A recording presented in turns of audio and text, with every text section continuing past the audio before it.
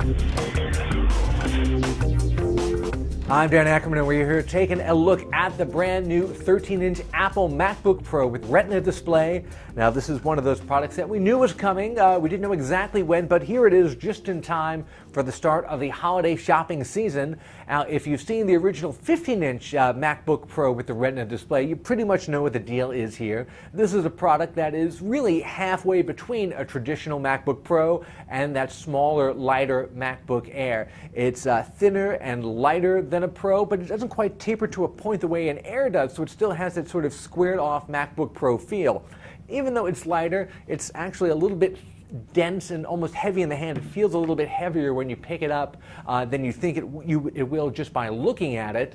So let's take a look at the Retina MacBook Pro versus a 13-inch MacBook Air. If you look at them side by side, you're going to see that the Pro actually has a slightly smaller footprint than the MacBook Air. It's about the same thickness in the back. It's obviously thicker in the front, but the length and width on the Air is actually a little bit bigger. Of course, the Air is definitely a little bit lighter as well. If you put them side by side, you're going to see that, again, the Pro does seem like it's a little bit smaller if you consider how far out it comes, and it's got that nice edge-to-edge glass over the display, which you don't have on the MacBook Air.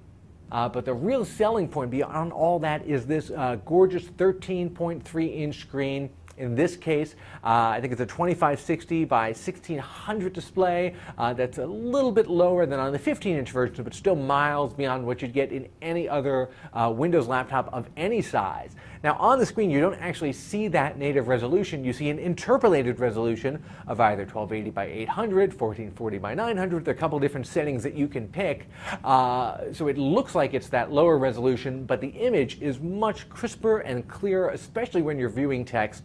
It's the kind of thing that, I'm sorry to say, really presents itself much better in person than online or on video. You really do have to kind of see a Retina display in person, just like on a current generation iPad or iPhone. Really appreciate it. Like the 15-inch MacBook Pro with Retina, you've got some connections and ports in here that you don't usually find at a MacBook. You have not one but two Thunderbolt ports that both double as DisplayPort outs, and you've got HDMI.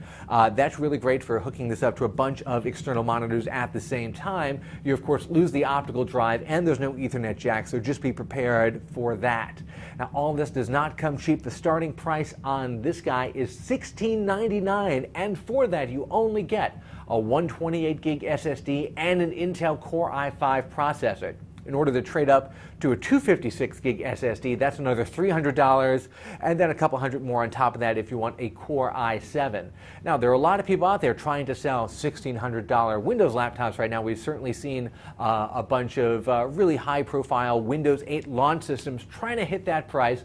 So, you know, there are a lot of people who think that there's an audience out there for a $1,600 or $1,700 laptop. That does kind of remain to be seen. But if I had that much money to spend, I think that the super high-res display in here is definitely one of the features that you'd look for, and that would really justify that kind of price. That being said, the 15-inch Retina is still probably the most universally useful and practical MacBook that Apple makes right now, and that 13-inch Air is still the most portable and still the most easily accessible for mainstream audiences, especially because it's not just thinner and lighter, but it's a lot less expensive. I'm Dan Ackerman, and that is the Apple MacBook Pro 13-inch model with Retina display.